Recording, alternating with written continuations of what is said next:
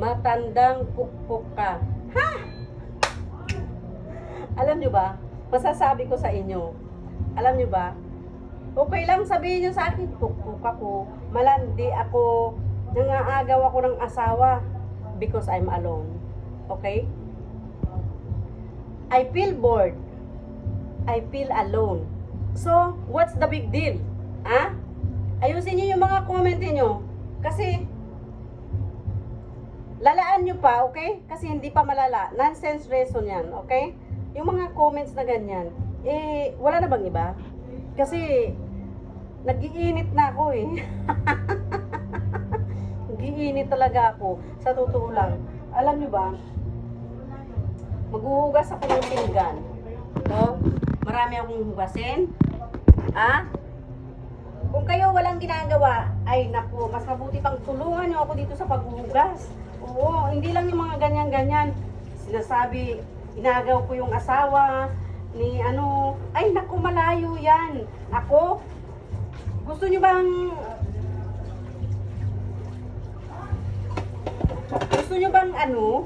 pumunta dito sa bahay, para pagsabihan siya, pauwiin siya. Oo, pag mapauwi ninyo sa inyo na.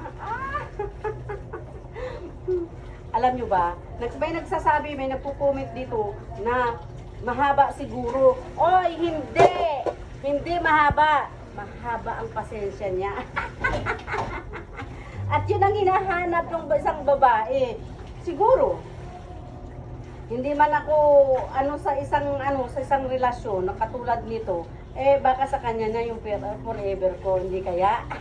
Galit na naman sila, sasabihin, haliparot, ganyan. Kasalanan ko ba talaga yan? Kasalanan ko ba na magiliw ako sa kanya? Ay, naku, alam nyo, walang basihan yung sinasabi yung matanda.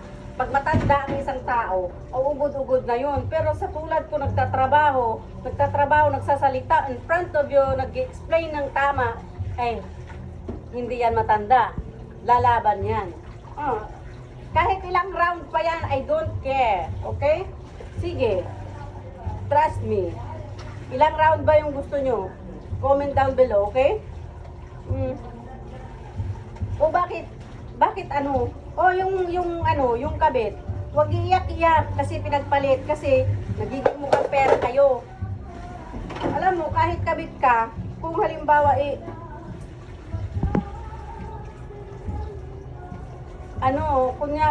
kung ginagawa nyo ng tama, hindi yan naalis sa puder nyo, di ba? Ang tagal nyo, tapos iniwan kayo. Sa akin, kahit 3 months lang, you can go, okay? Yung ganon. Bakit pa abutin pa ng 12 years para iyakan mo for what? Kung wala na. Doon mo maano yung halaga, okay?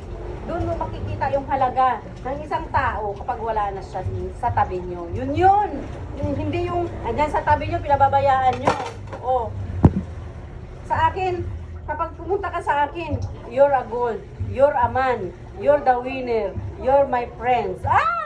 Ganon.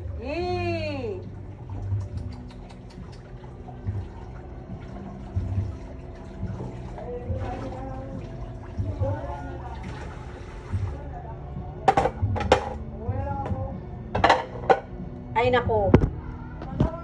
Papasok pa ako.